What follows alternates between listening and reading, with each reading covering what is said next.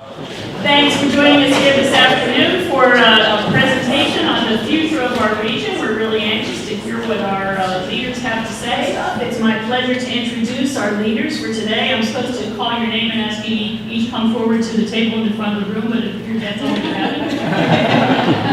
So again, more time saving. But again, I'd like to introduce Jeanette Rishell, Mayor of the City of Manassas Park, Hal Parrish, Mayor of the City of Manassas, and Corey Stewart, Chairman of the Prince William County Board of Supervisors.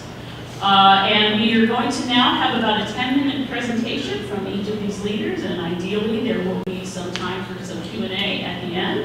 And we will start off with Mayor Rishell.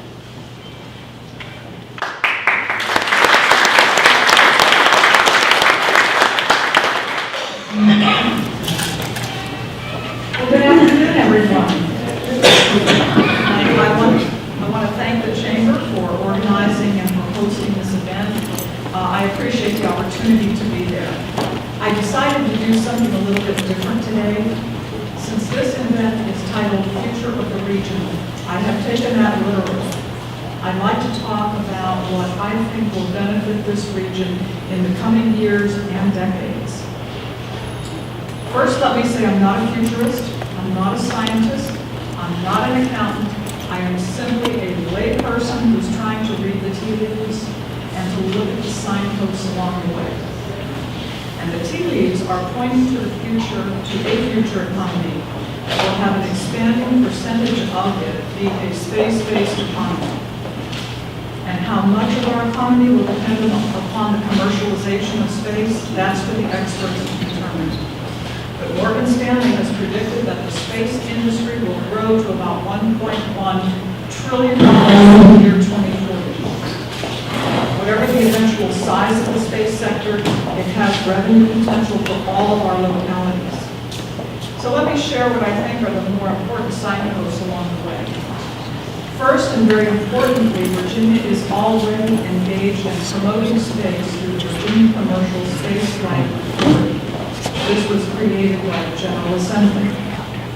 This authority operates the Mid-Atlantic Regional Spaceport.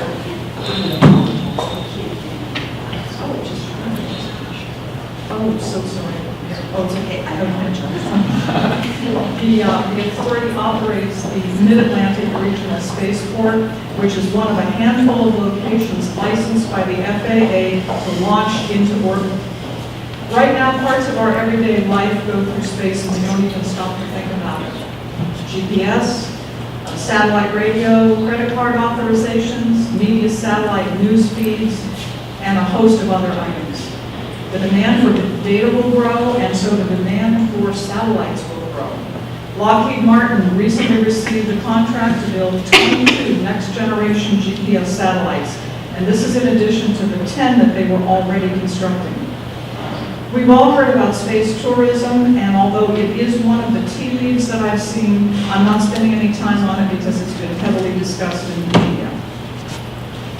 A blockchain company, Consensus Inc., just acquired a company that was founded for the purpose of mining near-Earth asteroids. That company is Planetary Resources, and their stated goal is to have the world's first commercial deep space exploration program and to have the first mining operation in space. The long-term goal is to mine for structural materials and valuable metals.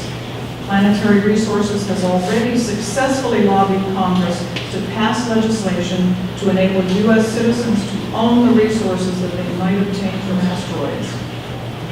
Jeff Bezos' company, Blue Origin, plans to ship several tons of cargo to the moon. The speculation is that the cargo contains several tons of materials to set up infrastructure on the moon in order to search for valuable resources.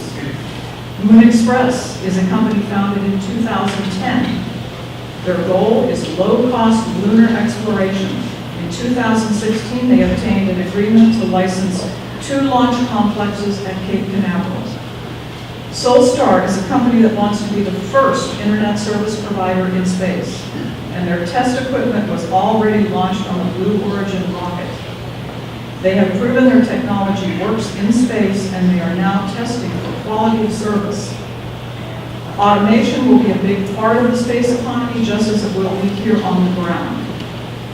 How highly automated the future will be, we can only guess at that. I personally make the distinction between highly automated and completely autonomous, because in my opinion, humans must always be in control and must be there to monitor and respond to any unexpected behavior on the part of these highly automated systems. And of course, the human mind is the ultimate fail-safe in a world of hackers. I think a more productive future consists of human-machine teaming. With a practical human-machine teaming, there may be applications for the interstate moving company industry. If you're an analyst, a deep learning program could improve your research results. There will also be improvements in material sciences. When you combine advances in material science with metals mining for asteroids and the potential to do some exotic manufacturing at low gravity or at zero gravity, there is some real potential. So why should we think about all of this now? With the commercialization space, there will be spin-off technologies. There will be goods and services developed that we haven't even dreamed of yet. These industries will need corporate offices, and many of them will have a supply chain of some sort. This has potential for the region's economy. It could be rather significant, and Manassas Park would be happy with even a small part of that. So we should be thinking about this so that we can be alert for opportunities. Lastly, I'd like to share a couple thoughts about preparing for this future. The need for education at all levels continues to be crucial. Post-high school education is important, both traditional and technical training of all types. Mid-career training is important to offset the dislocation that will come with a highly automated workforce environment. Next, I think small businesses might need help to expand or to retool for the space economy if they desire to do that. For example, how many in here have in the past done canning of fresh fruits and vegetables? Have you done home canning? Yes, thank you. I am not alone. I did home canning back in the 1970s and 1980s. Where I'm from in Pennsylvania, the two primary companies selling the most home canning products are the Ball Company and the Kerr Company. The Ball Company began producing glass jars in the 1880s. In the 1990s, they completely left the glass business. They acquired metal container assets from other companies and are now probably the largest producer of recycled aluminum beverage cans. And they have diversified into aerospace contracting. They make instruments, sensors, antenna systems, and a variety of aerospace products. So my point being, not every company has the resources of a Ball Company. So small business will need help. And we will need to lobby for some type of assistance because the localities alone cannot provide the amount of help that will be needed. Important to success in any type of an economic future is adequate infrastructure. Every 4 years, the American Society of Civil Engineers, the ASCE, estimates the investment necessary to maintain a state of good repair and to earn a grade of B. That's not an A, that's a grade of a B. That estimate for the United States is about $2 trillion in unmet infrastructure needs. This covers all types of surface transportation, bridges, tunnels, water, sewer, inland ports, dams, rail, you name it. Interestingly, the ASCE has a state-by-state grading system at infrastructurereportcard.org. If you haven't already gone to this site, please do. It's very interesting. Now, with a changing environment, each locality will need the ability to quickly pivot based on changing circumstances. I know we talked about this last year, but it's still true and it's still important. We need constant reevaluation. Our processes and our procedures should be accurate, purposeful, and streamlined. And lastly, the state and federal government will probably be involved in all of this. So we need to ask good questions of those who are elected to state and federal office. We need to ensure that these folks do not trade away or sacrifice valuable, traditional, earth-based infrastructure in favor of space-based infrastructure. There needs to be equity. And with that, I thank you again for this opportunity.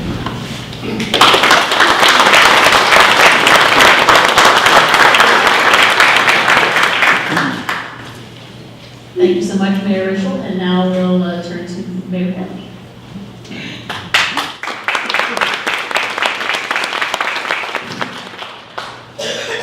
Good evening, everyone.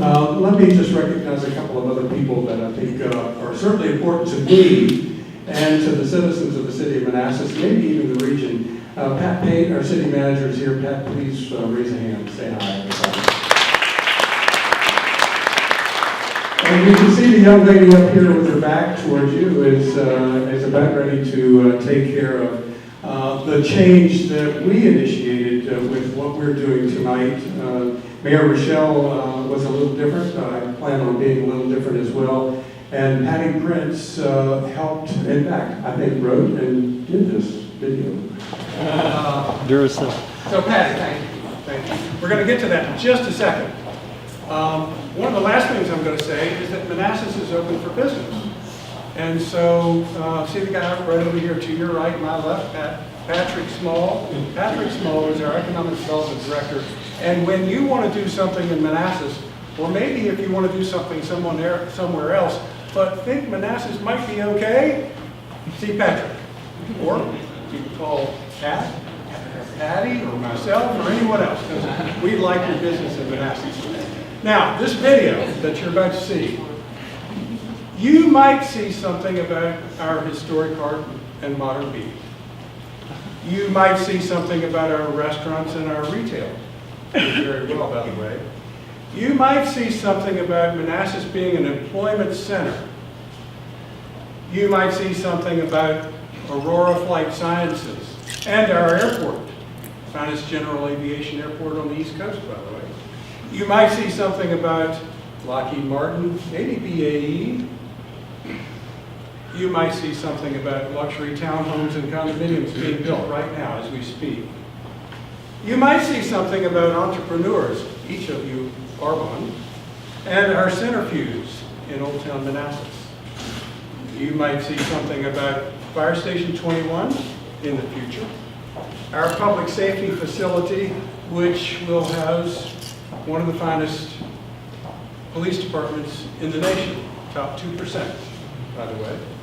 You might see something about Manassas AAA bond rating. You might see something about culture and recreation, our museum, Liberia House. You might see something about how we communicate with our citizens and our employees. And you might see something about Patrick Small and the guy you ought to call if you'd like to add your business to Manassas. So, Patty. Applause for Patty before she even starts.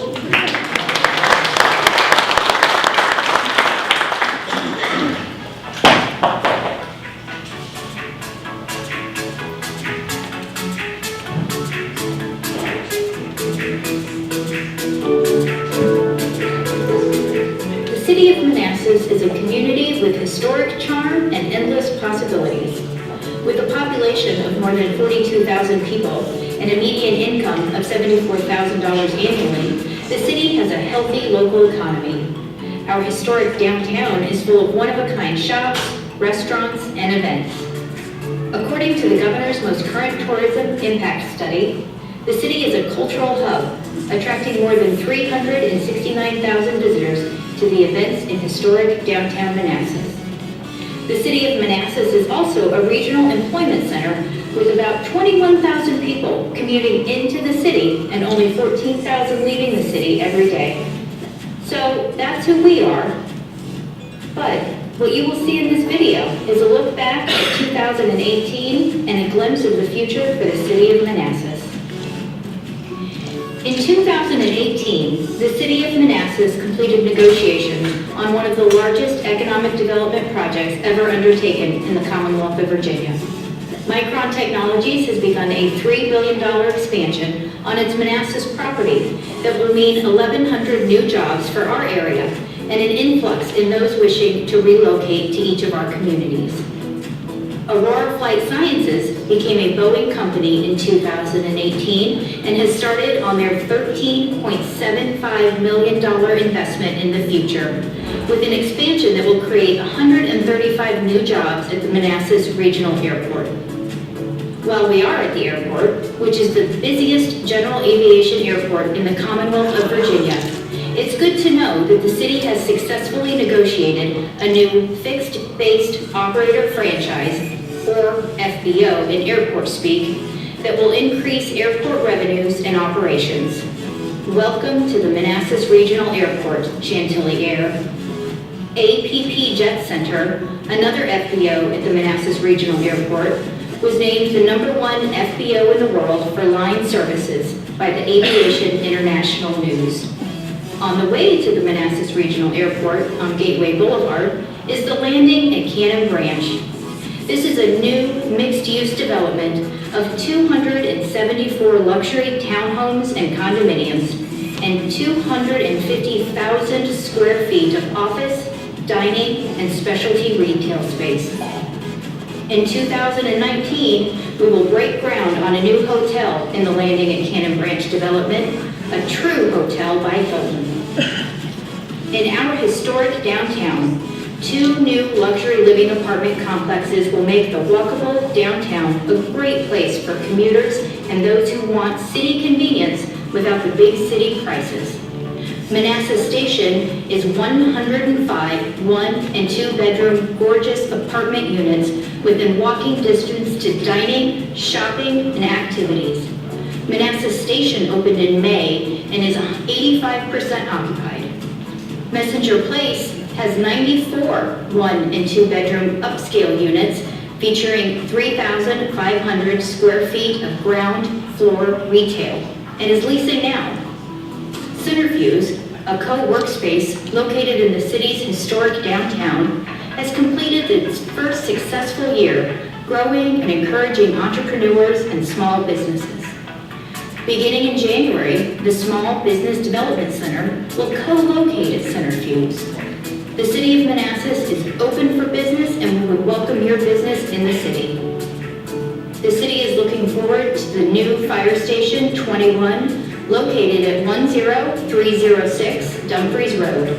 This new 4-bay fire station will improve fire and rescue's response time and enable life-saving and operational in September of 2020. The City of Manassas is constructing a new public safety facility located next to the Grant Avenue Shopping Center. Site and building design are underway, and construction is anticipated to begin in the fall of 2019, with a goal of dedication in 2021. This facility will be headquarters to not only our nationally accredited Manassas City Police Department, but to the Fire and Rescue Executive Staff and our IT department. Located in the center of the city, this new facility will house public safety for our growing community and our region. The City of Manassas has received a AAA bond rating from Standard & Poor's, recognizing the city's sound financial practices. This helps the city to fund the more than $191 million capital improvement program in the CIP with lower borrowing costs. We are committed to investing in a great future for our city. The city's new Parks, Culture, and Recreation Division has provided new immersive exhibits at the Manassas Museum, continued with the implementation of the Liberia House Master Plan with a new drive, new bathrooms, lighting, a walking path, and a new back porch on the 1825 home. In the near future, this historic property will be available for event rentals. In 2018, city staff met residents at our many community events, HOA meetings, at local gatherings, and at local establishments during what we termed community conversations to get citizen input into planning for the future of the City of Manassas. This input, along with the recently completed Citizen Satisfaction Survey, will be used when updating the city's comprehensive plan for the next 5 years. Many residents serve on the city's various boards, committees, and commissions and participate in local government. The City of Manassas is a very active and involved community, and this input is essential to the City Council in creating a vision for our future. In the 2018 Citizen Satisfaction Survey, the City of Manassas rated above the U.S. average in 51 out of the 64 comparison areas, and above the regional average in 49 of 64 of the areas that were compared. The city rated 23% above the U.S. average and 21% above the regional average in overall quality of city services, and the city rated 27% above the U.S. average and 29% above the regional average in customer service from city employees. These are numbers to be proud of, and what a great place to live and grow your business. Thank you for joining us for the 2019 State of the City of Manassas. We hope you will come shop, dine, and enjoy our historic heart and modern beat.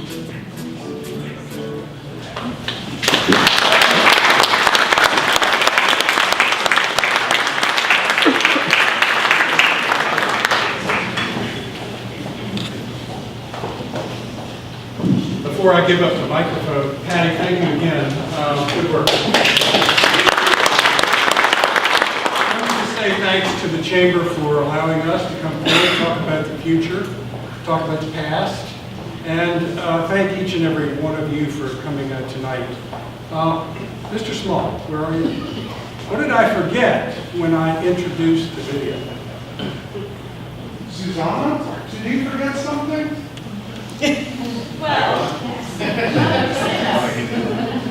Now that I say that, what six-letter word did I forget? M-I-C-I-O-N. Micron.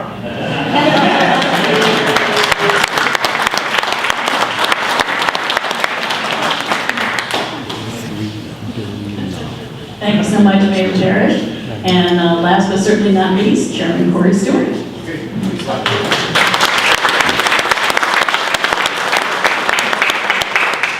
Good afternoon, everyone. Great to be here today. It's really been an honor to be with you all these years. 15 years I've been on the Board of Supervisors, 12 as the chairman of the board, actually going up 13. And I think that's long enough. And that's why I announced earlier today that this will be my final term. I'm going to be moving on to other things. We'll see what those are going to be, but I will not be running for re-election. Don't clap for that, please. I also want to begin this by paying my best respects and best wishes to Supervisor Jenkins, who you may understand is ill, and we hope, we pray for a speedy recovery, and also to the Anderson family, Supervisor Anderson's family, who's been going through some tragedies of late. When we look back at Prince William County over the past 15 years, we see a community that is almost completely transformed. 15 years ago, there was a vast difference. And the eastern side of the county, very, very little development going on, very little economic development of any type going on. In the west, a very rapid expansion. Our highway system in this county, our road system, was just in its infancy. The Prince William County Parkway had not even been completed by that point. And then we hit the recession. But what the board decided to do then, as today, is to focus our resources on three core priorities: education, transportation, and public safety. And we earned, which only 0.4% of localities, a AAA bond rating, which means we received a AAA bond rating from each of the three major bond rating agencies. We weathered the Great Recession, and today we are increasing. The home prices are on the increase, and we see an exponential growth in private sector investment here in Prince William County. We maintained our focus on public safety. Over the past 15 years, we've built 5 new fire and rescue stations, and we have renovated or reconstructed an additional 7.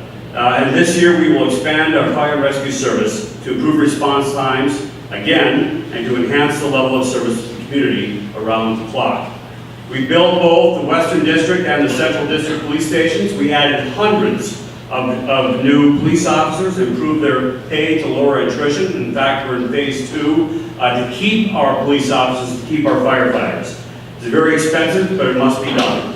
Police response times have dramatically improved, and crime rates have dropped by 35%, from 24.3 crimes per 1,000 residents to just 14 today. We are now one of the safest communities in the entire country. A major factor to reduce crime came in 2007, when this board took upon itself to crack down on criminal illegal alien activity.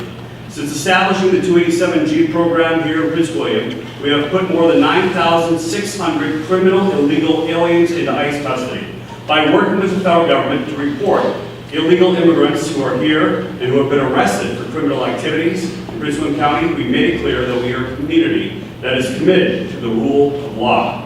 In education, this board has been steadfast. And since 2004, we have increased, now listen to this, we have increased public school funding on an annual basis by $286 million, almost doubling the amount that we transfer to the school system every year since I first joined the board, since Mr. Noe joined the board as well at the same time. In the last couple of years, we have worked very closely with the school system to reduce class size and transferring an additional $30 million over to the schools to reduce the number of students per class. And it is working. The board has done its part in helping to alleviate overcrowding and improving the quality of our health of our educational system here in Prince William County. We have future challenges. We continue to grow. We have a very high quality of life, a very safe community with economic growth, and that means population growth. And today we are the second largest locality in the state and in the Commonwealth, Virginia. People are lured to Prince William County. Now, what we did in 2006 perhaps was the most important thing that we did over the past several years, and that is we put before the citizens of this community a bond referenda for parks, for libraries, and for roads. With regard to libraries, there were so many people at the time, so many localities, especially during the recession, that were shutting down libraries. We, on the other hand, did just the opposite, opening up 2 massive state-of-the-art libraries. And I am happy to report today that those libraries are filled to capacity. People are using libraries differently, but those libraries are being used, and it's because we listen to the citizens, we listen to the bond referenda. On parks, we have invested more than $50 million into our park system. We have added dozens of new turf, lighted, state-of-the-art athletic fields in Prince William County. On roads, we have built 150 lane miles of new roads here in Prince William, added 1,700 commuter parking spaces, added 80 miles of new sidewalks and pedestrian trail. No locality in Virginia comes even close to accomplishing what we have accomplished in this county, and we did it on our own. But there's a lot more to be done. We must provide the types of facilities and infrastructure that Prince William County, that we envision here in this community. So, during this final year of this term for the Board of Supervisors, I have asked the board earlier today to place on a referenda on Election Day, on November 5th, 2019, to fund essential transportation and park infrastructure to move this county to the next level. Although we have built many new fields, none of them is indoors. And for much of the year, cold and inclement weather prohibit their use. The community has called for the construction of indoor recreational facilities to allow for indoor track, basketball, volleyball, soccer, lacrosse, racquetball, and maybe even pickleball. That's the latest thing we've heard. Always gets a reaction. So we must consider constructing indoor sports facilities on both sides of Prince William County that allow our residents of all ages to live a healthy lifestyle and to meet a broad range of community needs 12 months a year and in all weather conditions. Although the county will cooperate with the private sector to the extent possible, such facilities are unlikely to be built and financed by the private sector alone. And I've asked the board to place 2 of these facilities on a bond referendum identifying the cost and locations of those projects, and that again will be voted on November 5th of this year. But most critically, the referendum must include further transportation improvements, particularly improvements which neither the Commonwealth nor MBTA will construct. This bond will ensure that Prince William County's 30-year commitment to local road construction will continue. The county has gone above and beyond our duty to fund transportation construction, which in Virginia is a state responsibility. We have undertaken this burden because the Commonwealth has failed to keep up. We as a locality, however, no matter how much we can do, cannot bear the entire burden on our own taxpayers. And we must call on our delegation in the General Assembly to secure the funding needed for transportation improvements affecting Prince William County residents, including the I-95 bottleneck at the Occoquan River, the Route 123 interchange, and Route 28. These projects are too costly for the county or any locality to build on its own. Over the holidays, Governor Northam's administration announced that the Route 28 improvements would not be financed. That is unacceptable to Prince William County. We call upon our delegation to take up the mantle and fulfill the legacy left behind by the great Senator Chuck Hogan, put aside partisan differences, and get the job done.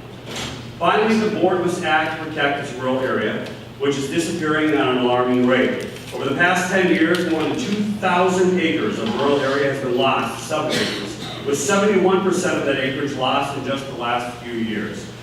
The so-called rural crest is failing and leaves landowners with no option but to carve up the rural properties into 10-acre lots. The board owes it to those landowners and to every resident of Prince William County to implement the recommendations of the Rural Land Preservation Study and to permanently protect our rural areas. We've never been afraid to address issues here in this community head-on.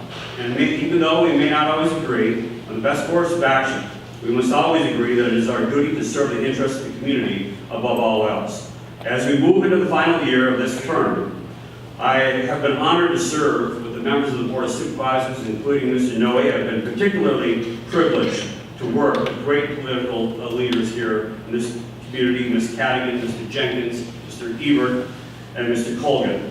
We are blessed to have had their presence in this community for so many years. For me, this will be my final term.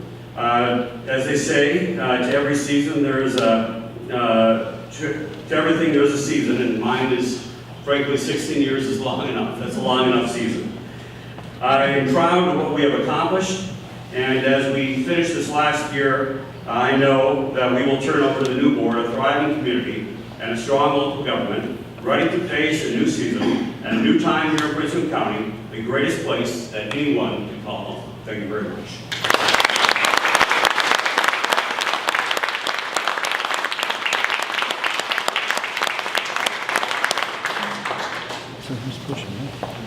Thank you so much to all of our speakers, and before we take a few minutes for question, I guess I just want to make a point of privilege of saying, you know, we've had an opportunity with the Chamber. We work a lot with our elected leaders, and sometimes we agree, sometimes we don't agree as much, but one of the things that we know is that public service is really a lot of sacrifice, a lot of dedication, a lot of time, and sometimes a lot of abuse, quite frankly. So I want, on behalf of the Chamber, I'd like to express our appreciation to all of you for all that you do for your public service.